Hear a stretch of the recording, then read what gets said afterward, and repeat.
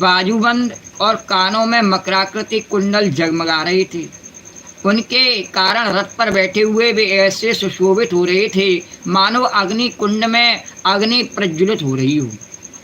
तुल्यैश्वर्यवल श्रीभिः स्वयूथै दैत्ययूथपैः और पिबद्भिरिव स्वं दृग्भिः परधीनिवा।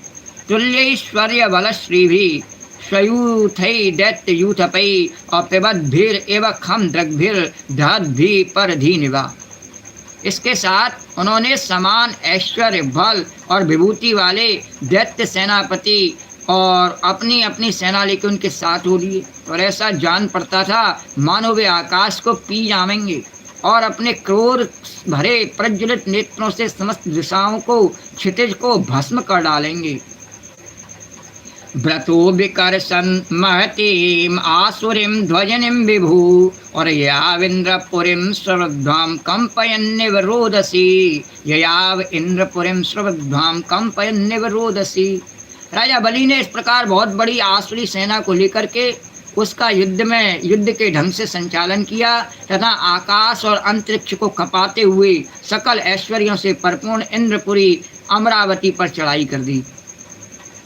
रम्याम उपवनोद्याने श्रीमद्भिर्नंदनादिभिः कूजद्भिङ्गमिथुनैः गायन्ता मत्तमधुव्रतैः प्रवालफलपुष्पोरु भारशाखामरद्रुमैः हंससारसचक्रावः कारण्डा बकुलाकुला नलिन्यो यत्र क्रीडन्ति प्रमदासुरसेवताम्। आकाश गंगया देव्या भृतां परिखभूतया प्राकारेणाग्निवर्णेन सट्टालेनो वृतेन च रुक्मपट्टकपाटैश्च द्वारैः स्फटिकगोपुरैः जुष्टां विभक्ता प्रभतां विश्वकर्मा विनिर्मितां सवाचत्वाररथ्याभ्यां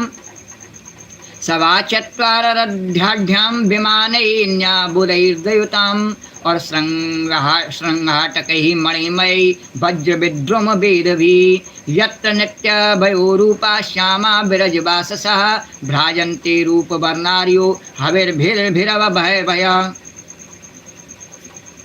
देवताओं की राजधानी अमरावती में बड़े सुंदर सुंदर नंदन वन आदि उद्यान और उपवन हैं। जैसे ही वो पहुँचे दैत्य वहाँ पर, उन्होंने देखा बड़े सुंदर चारों तरफ बगीचे बने हुए हैं।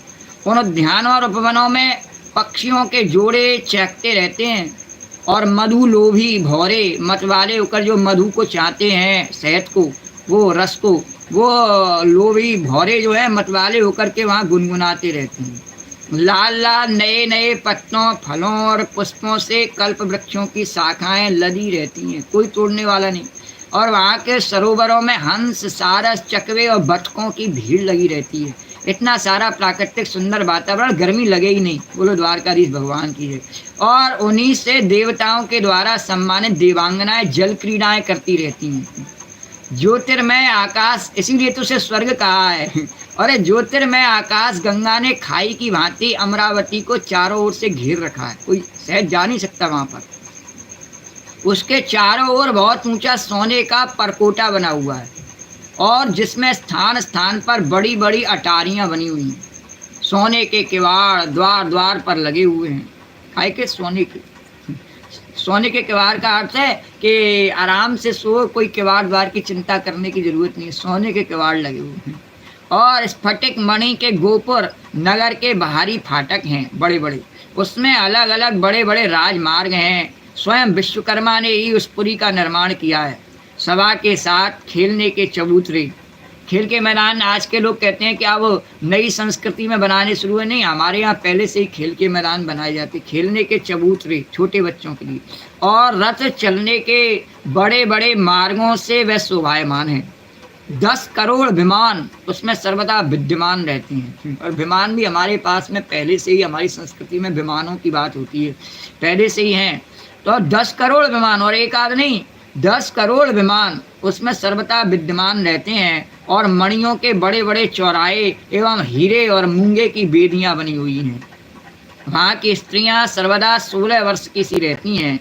उनका यौवन और सौंदर्य स्थिर रहता है। वे निर्मल वस्त्र पहन करके अपने रूप की छटा से होती हैं जैसे अपनी ज्वालाओं से अग्नि। बोलो द्वारकाधीश भगवान की।